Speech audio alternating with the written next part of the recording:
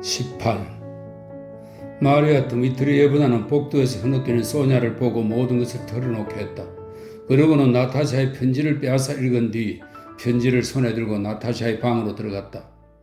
파렴차고 뻔뻔스러운 것, 그녀가 나타샤에게 말했다. 아무 말도 듣기 싫다. 그녀는 놀라움과 태연함이 뒤섞인 눈길로 바라보는 나타샤를 떠밀어 방에 가두고 열쇠로 잠갔다. 그러고는 문지기에게 오늘 밤에 오는 사람들을 대문 안으로 들이대 내보내서는 안 된다고 지시한 뒤 하인에게는 그 사람들을 자기에게 데려오라고 했다. 그녀는 유괴범들을 기다리며 응접실에 앉아 있었다. 가브릴로가 와서 사람들이 달아났다고 보고하자 그녀는 얼굴을 찌푸리고 일어나 뒷짐을 진 채 어떻게 해야 할지 곰곰이 생각하며 오랫동안 이 방 저 방을 돌아다녔다. 자정이 가까울 무렵 그녀는 주머니 속 열쇠를 만져보고는 나타샤의 방으로 갔다. 소냐는 흐느끼며 복도에 앉아 있었다. 마리아 드미트리예브나, 제발 저를 좀 들여보내 주세요. 소냐가 말했다. 마리아 드미트리예브나는 그녀에게 아무 대꾸도 않고 문을 열고 들어갔다. 혐오스러워, 추악해. 내 집에서 파렴치한 계집애 같으니 아비만 불쌍하지. 마리아 드미트리예브나는 분을 사기려 애쓰며 생각했다. 어려운 일이겠지만 모두 입을 다물게 하고 백작에게는 숨겨야겠어. 마리아 드미트리예브나는 단호한 걸음으로 방에 들어갔다. 나타샤는 두 손으로 머리를 감싸고 소파에 누워 꼼짝도 하지 않았다. 마리아 드미트리예브나가 그녀를 두고 나갈 때와 똑같은 자세로 누워 있었다. 잘한다. 아주 잘하는 짓이다. 마리아 드미트리예브나가 말했다. 내 집에서 애인과 만날 약속을 하다니 속이려 해봤자 소용없다. 내가 말할 때는 들으라. 마리아 드미트리예브나가 그녀의 팔을 건드렸다. 내가 말할 때는 들으라니까. 넌 스스로를 밑바닥 계집같이 치욕에 빠뜨렸다. 너 같은 애를 어떻게 해야 할지 안다만 너의 애비가 딱해 이 일을 덮겠다. 나타샤는 자세를 바꾸지 않았다. 그러나 목을 조여든 소리 없는 발작적인 흐느낌에 온몸이 들썩였다. 마리아 드미트리예브나는 소냐를 돌아보고는 나타샤 곁의 소파에 앉았다. 내 손에서 벗어나다니 운이 좋았지. 하지만 그자를 꼭 찾아내고 말겠다. 그녀는 특유의 걸걸한 목소리로 말했다. 내 말 듣고 있는 거냐? 그녀는 커다란 손으로 나타샤의 얼굴을 살짝 들어 자기 쪽으로 돌렸다. 마리아 드미트리예브나도 소냐도 나타샤의 얼굴을 보고 깜짝 놀랐다. 메마른 눈이 빛나고 입술은 굳게 닫히고 두 뺨은 푹 꺼져 있었다. 내버려 두세요. 내가 난 죽어버릴 거예요. 그녀가 말했다. 그러고는 마리아 드미트리예브나를 앙칼지게 힘껏 뿌리치고 도로 원래의 자세로 누웠다. 나탈리아, 마리아 드미트리예브나가 말했다. 난 너의 행복을 바란다. 누워있거라. 그래, 그렇게 누워있어. 건드리지 않으마. 그리고 들으라. 난 앞으로 너가 얼마나 잘못했는지 말하지 않겠다. 너 스스로가 알겠지. 하지만 당장 너의 아버지가 내일 온다. 내가 그에게 무슨 말을 해야 하느냐? 응? 나타샤의 몸이 또다시 흐느낌으로 들썩이기 시작했다. 이제 아버지도 알게 될 거다. 너희 오빠도 약혼자도. 제겐 약혼자가 없어요. 제가 거절했어요. 나타샤가 소리쳤다. 마찬가지다. 마리아 드미트리예브나는 계속 말을 이었다. 그들이 알게 되면 그래. 그들이 이대로 내버려 둘 것 같으냐? 분명 그는 너희 아버지는 내가 그를 알지. 그는 틀림없이 그자에게 결투를 신청할 게다. 그것이 잘된 일이냐? 응? 절 내버려 두세요. 왜 모든 걸 방해하세요? 왜요? 왜? 누가 부탁했어요? 나타샤는 소파에서 살짝 몸을 일으키더니 마리아 드미트리예브나를 무서운 기세로 노려보며 외쳤다. 도대체 뭘 원한 거야? 마리아 드미트리예브나가 다시 흥분하여 고함을 질렀다. 아니, 누가 널 가두어 두기라도 했냐? 아니면 누가 이자를 이 집에 드나들지 못하게 방해라도 했냐? 어째서 그자는 널 집시 여자같이 유괴하려던 것이야? 그래, 그자가 널 유괴했다고 하자. 도대체 넌 그들이 그자를 찾아내지 못할 거라고 생각한 게냐? 너의 아버지나 오빠나 약혼자가? 그자는 정말로 악당이고 불안당이란 말이다. 그 사람은 당신들 그 누구보다도 훌륭해요. 나타샤가 몸을 좀 더 일으키며 소리쳤다. 당신이 방해하지만 않았으면 맙소사 이게 뭐야 소냐 왜 그랬어? 나가요. 그리고 그녀는 사람들이 스스로가 원인이라고 느끼는 불행을 애달파할 때만 보이는 절망적인 모습으로 흐느껴 울었다.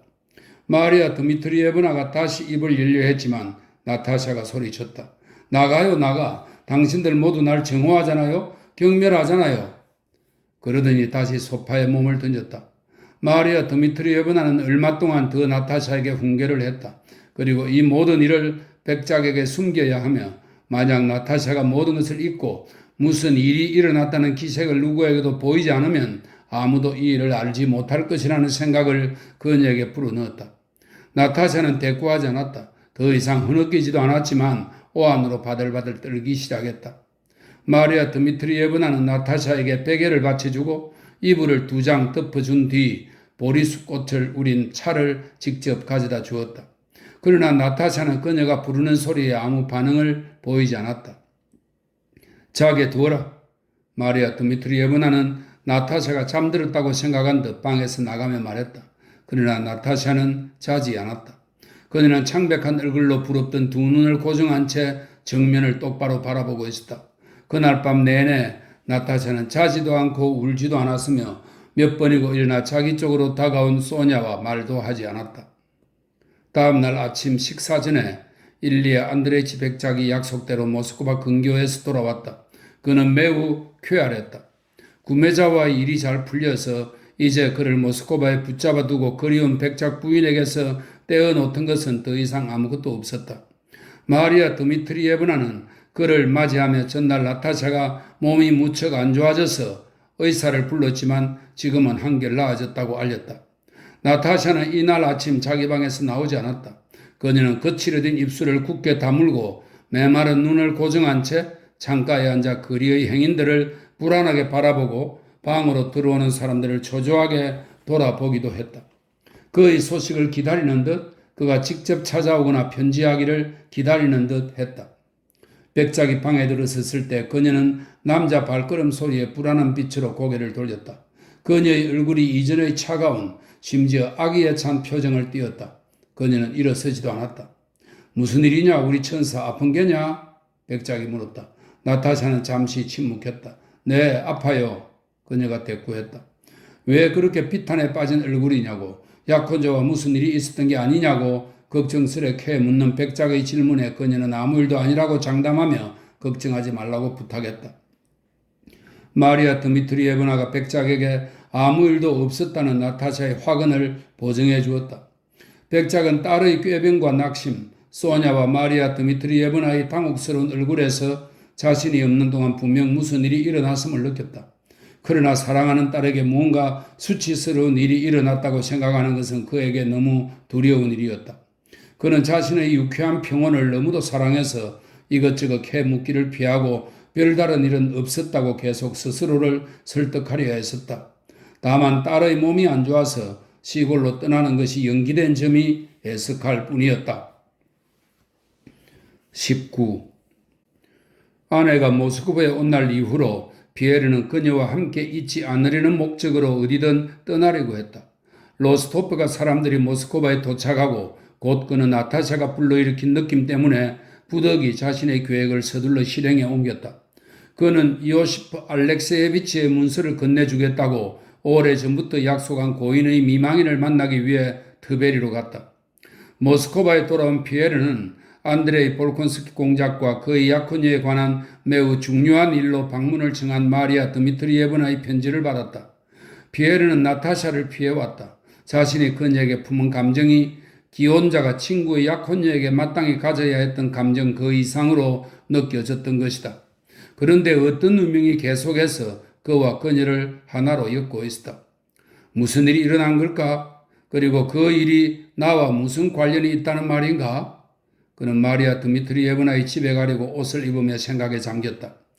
안드레이 공작이 어서 와서 그녀와 결혼했으면 피에르는 아으르시모바의 집으로 가면서 생각했다. 트베르스코의 가로수 곁에서 누군가가 그를 불렀다. 피에르, 온 지 한참 됐나? 귀에 익은 목소리가 그에게 소리쳤다. 피에르는 고개를 들었다. 회색 경주마 2마리가 앞부분에 눈을 끼얹점에 달리는 2인승 썰매에 탄 아나톨과 그를 따라다니는 마카린이 어렴풋이 보였다. 아나톨은 얼굴 아래쪽을 비버 털가죽 옷깃으로 감싸고 고개를 숙인 채 멋쟁이 군인의 전형적인 자세로 꼿꼿이 앉아 있었다. 붉게 상기된 얼굴에 생기가 넘쳤다. 비스듬히 쓴 하얀 깃털이 달린 군무 아래로 눈가루가 흩뿌려진 포마드를 바른 곱슬머리가 보였다.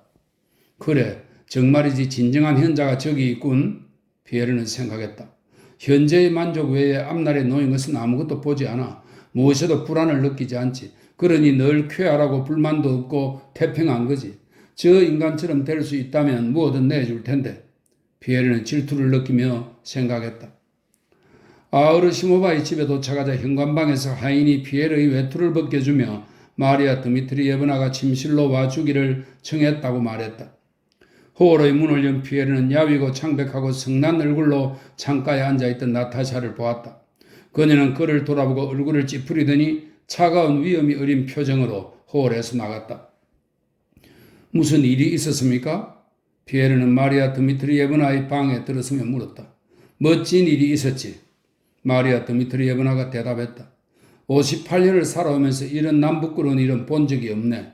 그리고 마리아 드미트리예브나는 피에르에게서 앞으로 알게 될 모든 것에 대해 입을 다물겠다는 맹세를 받은 후 나타샤가 부모 모르게 파혼했고 그 원인이 아나톨 쿠라긴이며 그와 그녀를 연결해 준 것이 피에르의 아내이고 아버지가 없는 동안 나타샤가 비밀 결혼을 하기 위해 그와 달아나려 했다는 것을 알렸다. 피에르는 어깨를 움츠리고 입을 벌린 채 자신의 귀를 의심하며 마리아 드미트리예브나가 하는 말을 들었다.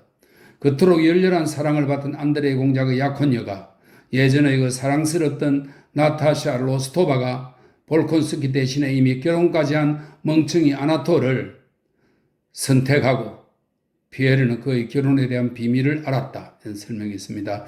아나톨을 선택하고 또 함께 도망가는데 동의할 만큼 그를 사랑하게 되다니 피에르는 그 사실을 납득할 수 없었고 상상할 수도 없었다. 그의 머릿속에서는 그가 어린 시절부터 알던 나타샤의 사랑스러운 인상이 그녀의 저속함과 어리석음과 잔인함에 관한 새로운 관념과 결합될 수 없었다. 그는 아내를 떠올렸다. 그들은 다 똑같구나. 그는 자기 혼자만 추악한 여자와 맺어지는 슬픈 운명에 처한 것이 아니라는 생각을 하며 속으로 혼자 말을 했다. 하지만 그래도 그는 눈물이 나도록 안드레이 공작이 불쌍했고 그의 긍지가 애처로웠다. 친구가 불쌍하게 여겨질수록 방금 홀에서 차가운 위험이 서린 표정으로 곁을 스쳐 지나간 나타샤가 더욱더 경멸스럽고 심지어 혐오스럽게까지 생각되었다.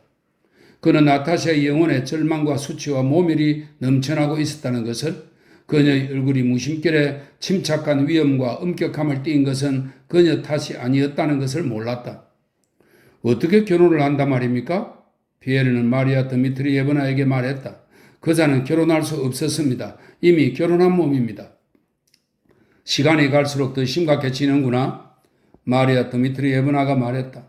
훌륭한 젊은이로서 참말로 불안당이야. 그런데도 저 애는 기다리고 있어. 이틀째 저러고 있네. 말해줘야 해. 그러면 적어도 기다리는 짓은 그만두겠지. 마리아 드미트리예브나는 피에르로부터 아나톨의 결혼 사실을 상세히 알아낸 후 그에 대한 분노를 욕설로 쏟아내고는 피에르에게 왜 불렀는지를 알렸다. 마리아 드미트리예브나는 백작이나 당장이라도 올지 모를 볼콘스키가 자신이 숨기려던 이 문제를 알고 쿠라긴에게 결투를 청하지 않을까 두려웠다. 그래서 피에르에게 자신을 대신해 처남들은 모스코바를 떠나라고 감히 자기 눈에 띄지 말라고 요구해 줄 것을 부탁했다. 그제야 노백작도 니콜라이도 안드레이 공작도 위협하고 있던 위험을 깨달은 피에르는 그녀의 부탁대로 실행하겠다고 약속했다. 간단하고 분명하게 자신의 요구를 전달한 그녀는 그를 응접실로 내보냈다. 조심해. 백작은 아무것도 모르네. 자네 또한 아무것도 모르는 것처럼 행동하게. 그녀가 말했다. 나는 그 애에게 가서 말하겠네. 기다릴 것 없다고. 괜찮으면 남아서 식사라도 하고 가. 마리아 드미트리예브나는 피에르를 향해 소리쳤다. 피에르는 노백작을 만났다. 그는 당혹과 낙담에 빠져 있었다. 이날 아침 나타샤가 볼콘스키를 거절했다고 말한 것이다. 골칫거리요 골칫거리 몽쉐르. 그가 피에르에게 말했다. 어머니 없이 이 아이들을 데리고 있다니 골치가 아파요. 난 여기 온 것을 몹시 후회하고 있어. 당신에게 솔직히 말하겠어. 당신도 들었겠지만 그 애는 누구와 아무런 상의도 안 하고 파혼을 했어요. 그게 말이요. 정말이지 난 그 결혼을 아주 달가워하지 않았어요. 설령 그가 좋은 사람이라고 쳐도 자기 아버지의 뜻을 거역했어야 무슨 행복이 있겠소? 나타샤에게 앞으로 청혼자가 생기지 않을 리도 없고, 하지만 어쨌든 오랫동안 관계를 지켜왔지 않소. 그런데 이렇게 아비 어미도 모르게 그런 행동을 할 수 있단 말이요? 지금 그 애는 아프다오. 어찌된 일인지 영문을 알 수가 있어야지. 좋지 않아요, 백작. 어머니 없이 딸들을 데리고 있는 건 좋은 일이 아니에요. 피에르는 백작이 몹시 낙담한 것을 알고 화제를 다른 쪽으로 돌리려 애썼지만 백작은 계속 자신의 슬픔으로 되돌아왔다. 소냐가 걱정스러운 얼굴로 응접실에 들어왔다. 나타샤가 몸이 좋지 않아요. 그 애는 자기 방에 있어요. 당신을 보고 싶어 해요. 마리아 드미트리예브나도 함께 계세요. 그분도 당신에게 와달라고 부탁하셨어요. 맞아요. 당신은 볼콘스키와 아주 친하지요? 분명 전하고 싶은 말이 있는 게지요. 백작이 말했다. 아, 하나님, 모든 게 너무도 좋았는데. 그러고는 희끄득끄하고 덤성덤성한 구렛나룻을 움켜쥐고 방에서 나갔다. 마리아 드미트리예브나는 나타샤에게 아나톨이 이미 결혼한 몸이라고 설명했다. 하지만 나타샤는 그 말을 믿으려 하지 않고 피에르가 직접 확인해 줄 것을 요구했다. 소냐는 복도를 지나 나타샤의 방으로 피에르를 안내하는 동안 이러한 상황을 전했다. 나타샤는 창백하고 딱딱하게 굳은 얼굴로 마리아 드미트리예브나 옆에 앉아 묻고 싶어 안달이 난 빛나는 눈길로 문에서부터 피에르를 맞이했다.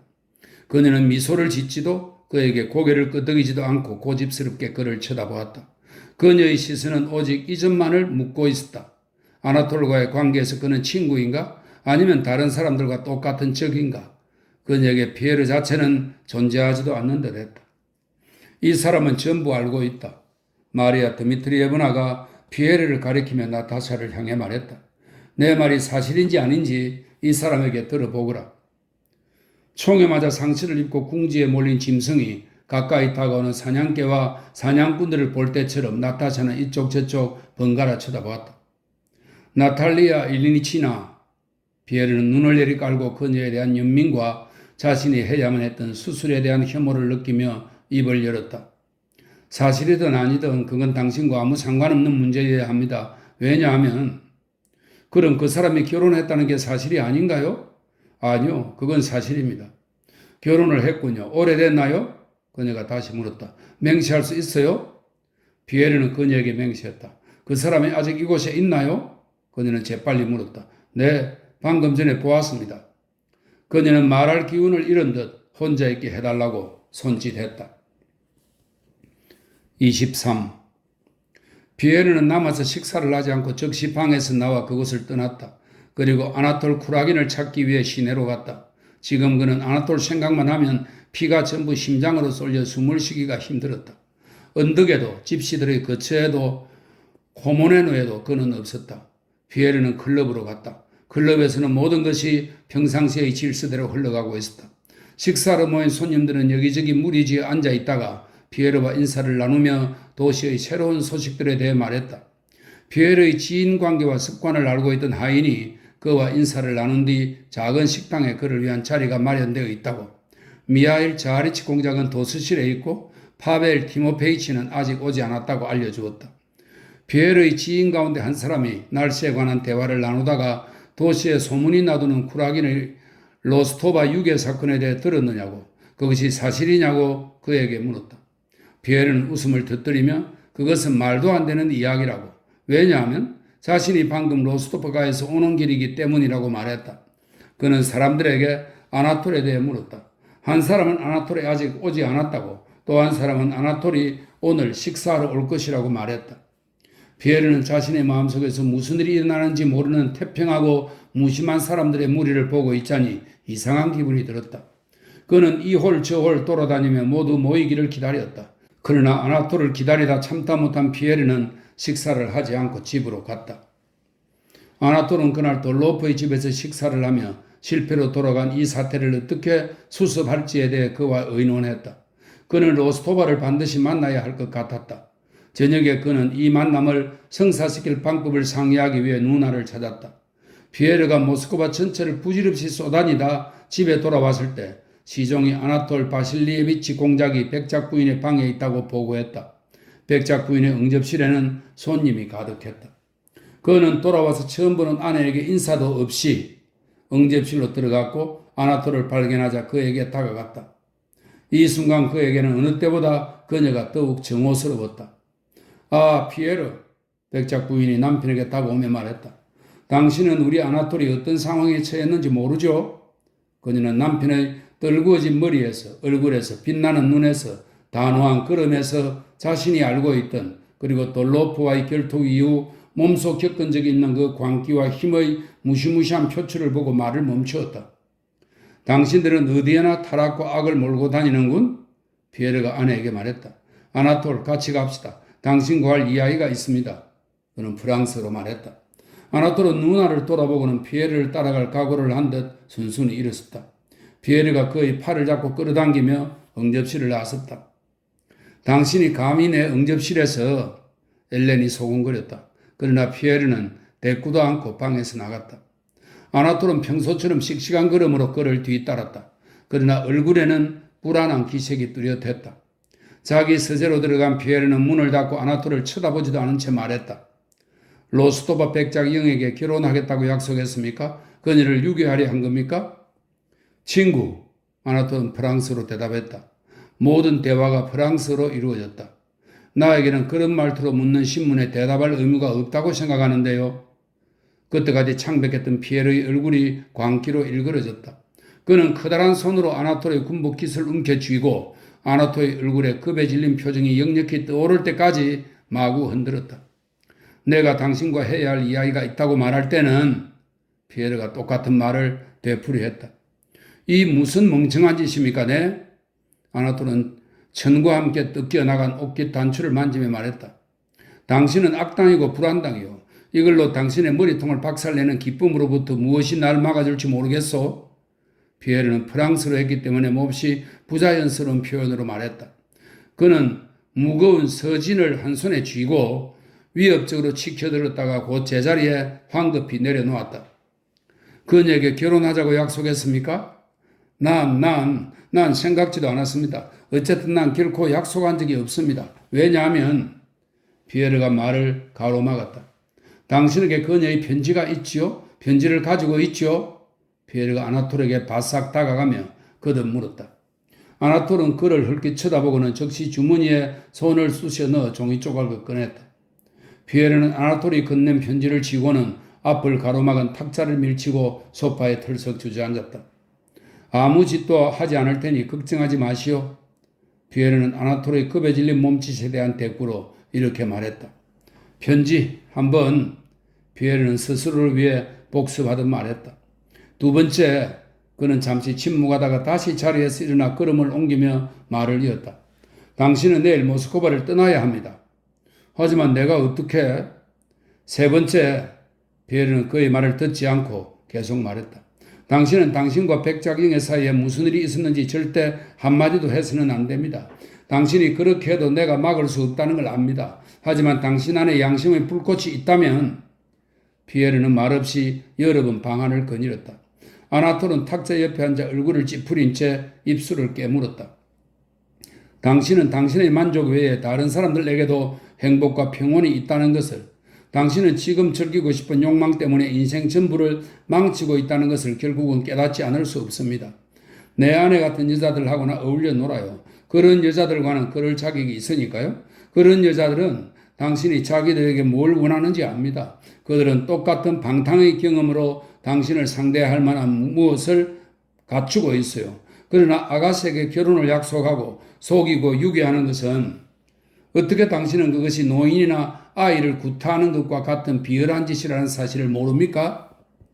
피에르는 입을 다물고 더 이상 분노가 아닌 의문에 찬 시선으로 아나톨을 쳐다보았다. 그건 내 알 바 아니지요, 안 그렇습니까? 아나톨이 말했다. 그는 피에르가 자신의 분노를 이겨나감에 따라 점차 힘을 냈다. 그건 내 알 바 아닙니다. 또 알고 싶지도 않아요. 그는 피에르를 보지 않고 아래턱을 가볍게 떨면서 말했다. 하지만 당신은 나에게 이런 말들을 했지요. 명예로운 인간으로서 내가 누구에게도 허용하지 않는 비열한 짓이니 뭐니 하는 말들 말입니다. 피에르는 그가 무엇을 원하는지 이해할 수 없어 놀란 눈으로 쳐다보았다. 아나톨이 말을 이었다. 비록 그것이 둘이 대면한 자리에서 나온 말이라 해도 난 뭡니까? 보상을 원해요? 피에르가 비웃듯 말했다. 적어도 당신은 자신이 한 말을 취소할 수 있습니다. 그렇지 않나요? 만약 내가 당신의 바람대로 하기를 바란다면 말입니다. 그렇지 않습니까? 취소합니다. 취소해요. 피에르가 말했다. 그리고 당신에게 용서를 구합니다. 피에르는 뜯겨나간 단추를 헐기 쳐다보았다. 돈도 주지요. 여비가 필요하다면요? 아나톨이 빙긋 웃었다. 피에르가 아내에게서 익히 본 소심하면서도 비열한 미소가 그를 격분하게 했다. 오, 이런 비열하고 냉혹한 족속들. 그는 이렇게 말하고 서재에서 나가버렸다. 다음 날 아나톨은 베테르부르크를 떠났다. 21. 피에르는 마리아 드미트리예브나의 부탁을 수행했다는, 즉 쿠라긴을 모스크바에 쫓아내었다는 소식을 전하기 위해 그녀를 찾아갔다. 집 전체가 두려움과 동요에 쌓여 있었다. 나타샤가 심하게 앓고 있었다. 마리아 드미트리예브나가 그에게 은밀히 말한 바에 따르면 아나톨이 유부남이라는 얘기를 들은 바로 그날 밤에 그녀는 남몰래 구한 비소를 먹고 자살을 시도했다.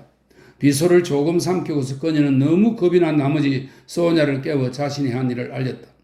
해독을 위한 조치가 제때 취해졌고 이제 그녀는 위험을 벗어났다. 하지만 그래도 시골로 데려가는 것은 생각도 할 수 없을 만큼 몹시 쇠약해서 백작 부인을 모셔오도록 하인을 보냈다. 피에르는 망년자실한 백작과 울고 있는 소냐를 보았지만 나타샤는 볼 수 없었다. 피에르는 이날 클럽에서 식사를 하다가 사방에서 로스토바의 유괴를 기도한 사건에 대해 떠드는 소리를 들었다. 그는 그런 이야기를 완강하게 반박하면서 처남이 로스토바에게 청혼했다가 거절당한 것 말고는 아무 일도 없었다고 사람들에게 단언했다. 피에르는 사건의 전말을 숨기고 로스토바의 평판을 회복하는 것이 자신의 의무라고 느꼈다. 그는 두려운 심정으로 안드레이 공작이 돌아오기를 기다리며 그에 대한 소식을 듣기 위해 노 공작의 집을 날마다 찾아갔다. 니콜라이 안드레이치 공작은 마드모아젤 부리엔을 통해 도시에 나돌던 소문을 알았고 나타샤가 마리아 공작 영에게 보낸 파운 편지도 읽었다. 그는 평소보다 더욱 쾌활해 보였고 몹시 초조하게 아들을 기다렸다. 아나톨이 떠난 지 며칠 뒤에 피에르는 자신의 도착을 알리며 자신에게 들를 것을 청한 안드레이 공작의 편지를 받았다.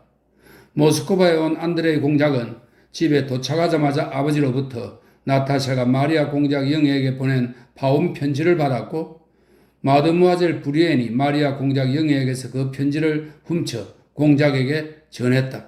라는 설명이 있습니다. 또한 아버지에게서 나타샤 유괴 사건에 대한 부풀려진 이야기를 들었다. 안드레이 공작은 전날 밤에 도착했다. 피에르는 그 다음날 아침에 그를 찾아갔다. 안드레이 공작이 나타샤와 거의 같은 상태일 것이라고 예상했던 피에르는 응접실에 들어서다가 베테르부르크의 어떤 음모 사건에 대해 활기차게 말하는 안드레이 공작의 우렁찬 목소리가 서재에서 들려오자 놀랐다. 노 공작과 다른 누군가의 목소리가 간간히 그의 말을 끊었다. 마리아 공작 영애가 피에르를 맞으러 나왔다. 그녀는 눈으로 안드레이 공작이 있는 곳의 문을 가리키며 그의 슬픔에 대한 자신의 공감을 표현하고 싶은 듯 한숨을 쉬었다. 그러나 피에르는 마리아 공작 영애의 얼굴에서 그동안 일어났던 일과 약혼녀의 변심 소식을 접한 오빠의 태도에 기뻐하고 있음을 알아차렸다. 오빠는 이렇게 될 줄 알았다고 했어요. 그녀가 말했다. 난 오빠가 자긍심 때문에 감정을 드러내지 않는다는 걸 알아요. 하지만 어쨌든 오빠는 내가 예상한 것보다 이 일을 훨씬 더 잘 견뎌냈어요. 어쩌면 이렇게 될 수밖에 없었나 봐요. 하지만 정말 모든 게 완전히 끝난 걸까요? 피에르가 말했다. 마리아 공작 영애가 놀란 눈으로 그를 쳐다보았다. 어떻게 그런 질문을 할 수 있는지조차 이해하지 못한 듯 했다. 피에르는 서재로 들어갔다. 안드레이 공작은 확연히 건강해진 듯 무척 변한 모습이었지만 양 눈썹 사이에 전에 없던 가로주름이 나 있었다. 그는 문관 제복 차림으로 아버지와 메셰르스키 공장 맞은편에 서서 열정적인 몸짓을 해가며 열띤 논쟁을 벌이고 있었다. 스페란스키에 관한 대화가 진행 중이었다. 그의 갑작스러운 유형과 반역 혐의에 대한 소식이 막 모스크바에 닿았던 것이다. 지금은 모두가 그 스페란스키를 비난합니다. 안드레 공작이 말했다. 한 달 전만 해도 그에게 열광하던 사람들이건 그의 목적을 이해하지 못하던 사람들이건 모두요. 한 사람을 무자비하게 비난하고 그에게 다른 이들이 저지른 실수를 전부 떠넘기기는 쉽습니다. 하지만 저는 지금의 처세에서 무언가 좋은 것이 행해진 게 있다면 그것은 모두 그가 그 한 사람이 한 것이라고 말하겠습니다. 그는 피에르를 보고 말을 멈추었다. 얼굴이 바르르 떨렸지만 곧 저기에 참 표정을 띄었다. 후세가 그를 정당하게 인정할 겁니다.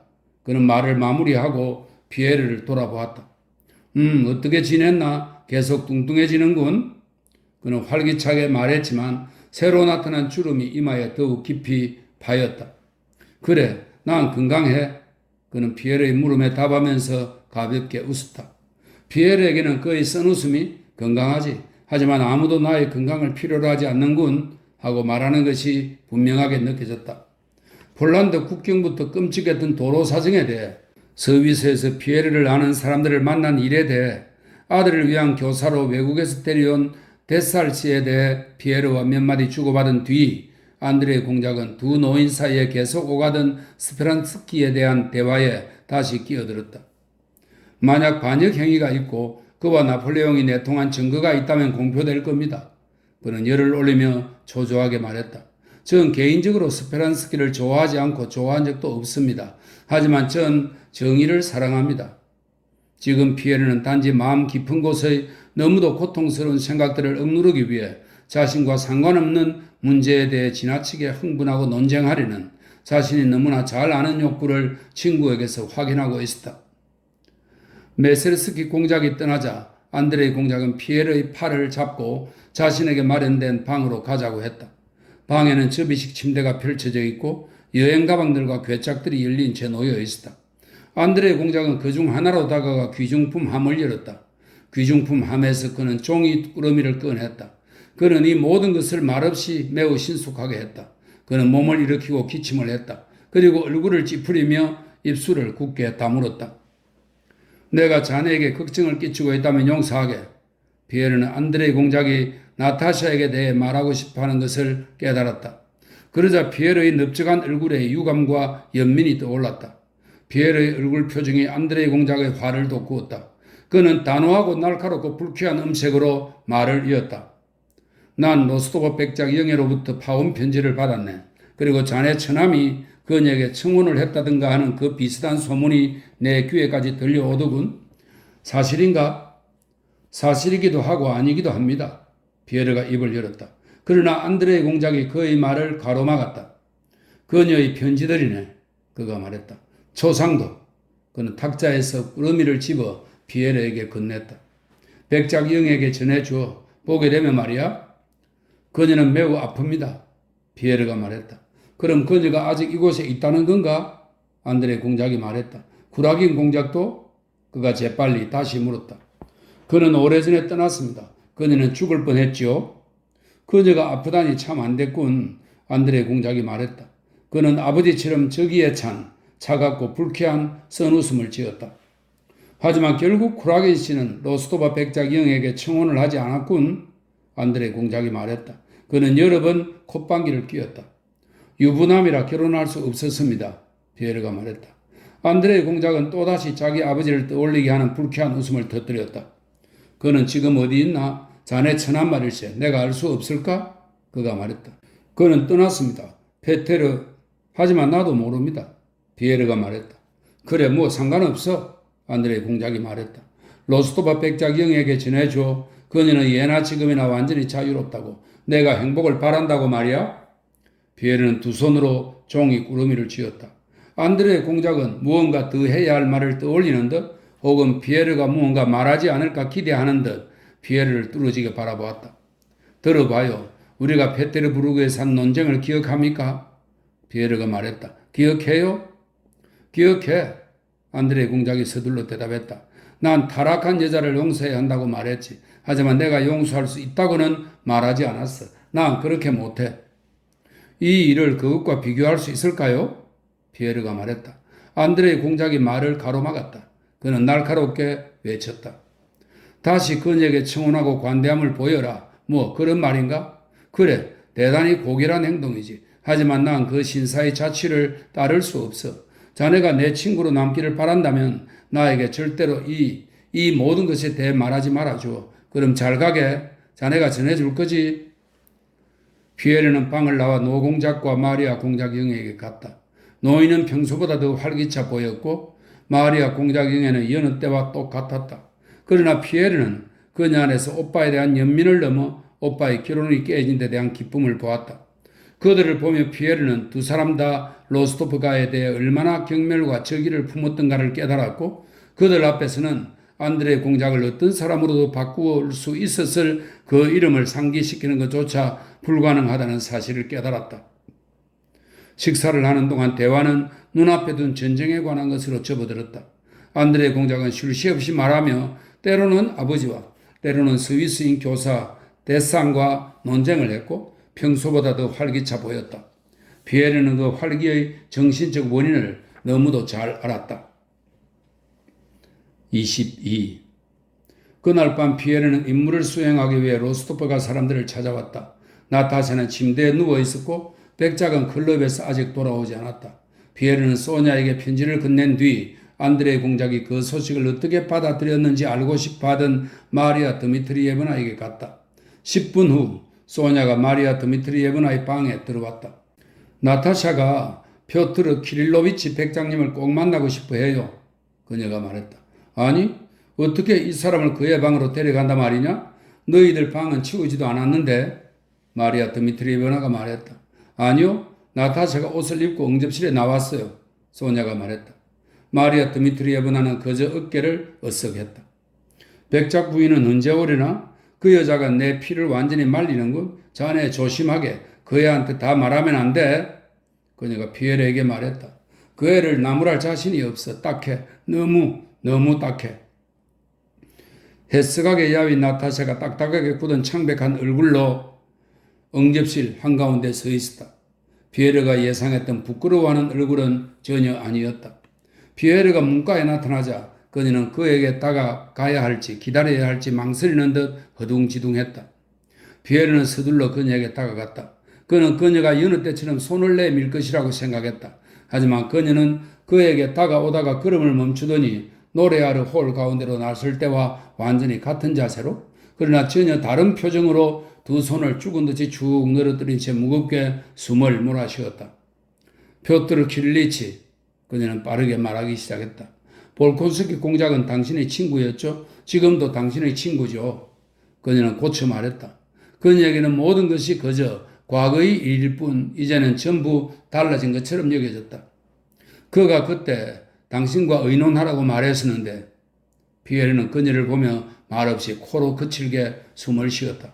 그는 마음속으로 그녀를 비난했고 또 경멸하려고 애썼다. 그러나 지금은 그녀가 너무도 애초롭게 느껴져서 그의 마음속에 비난을 위한 자리는 없었다. 그는 이제 이곳에 있죠. 그에게 말해주세요.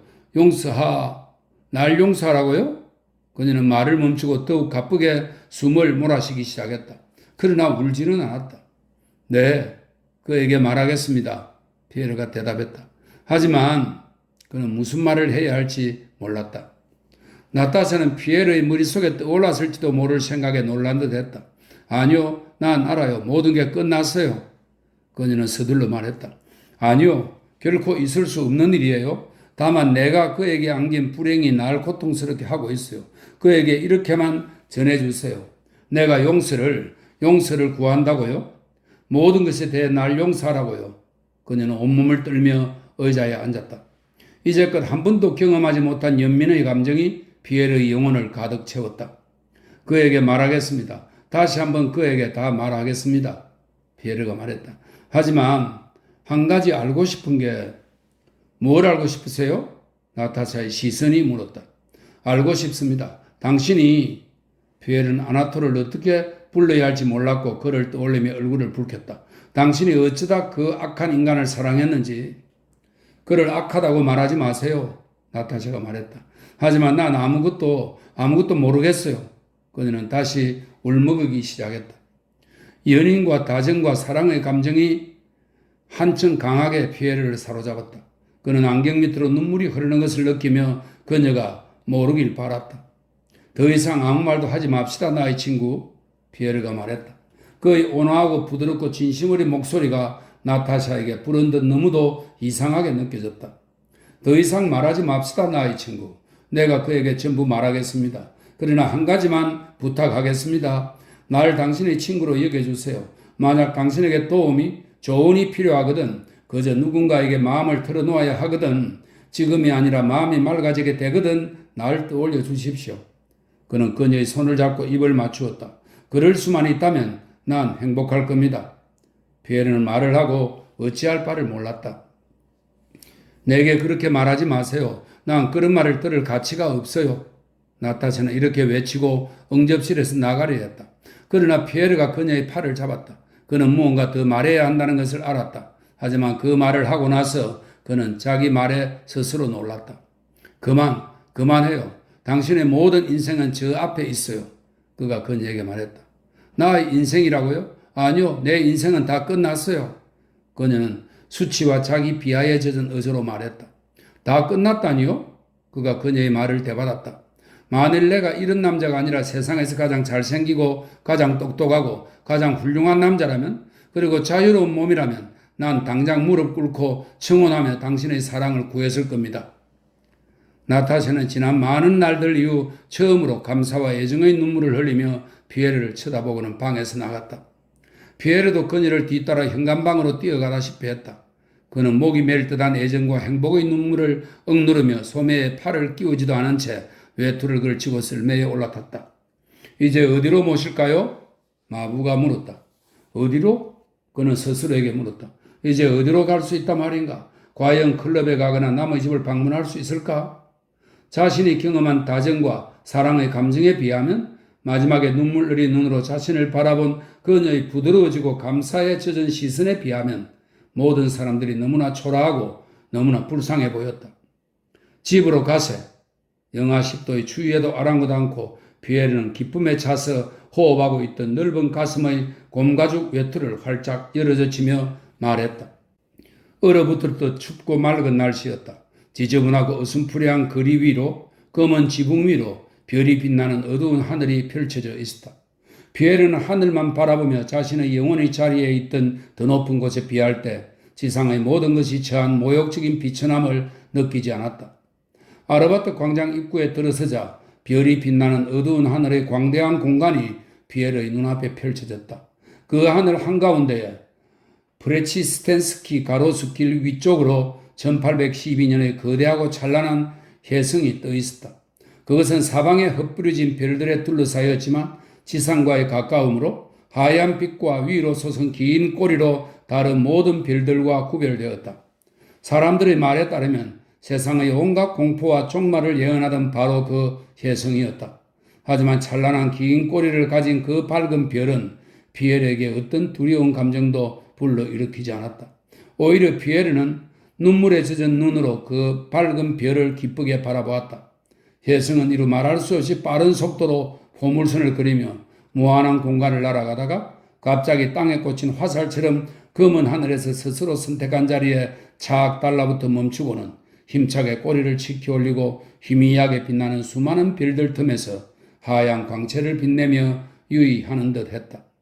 피에르에게는 이 별이 새로운 삶을 향해 피어난 부드러워지고 고무된 그의 영혼에 깃들어 있던 것에 온전히 화답하는 듯 여겨졌다.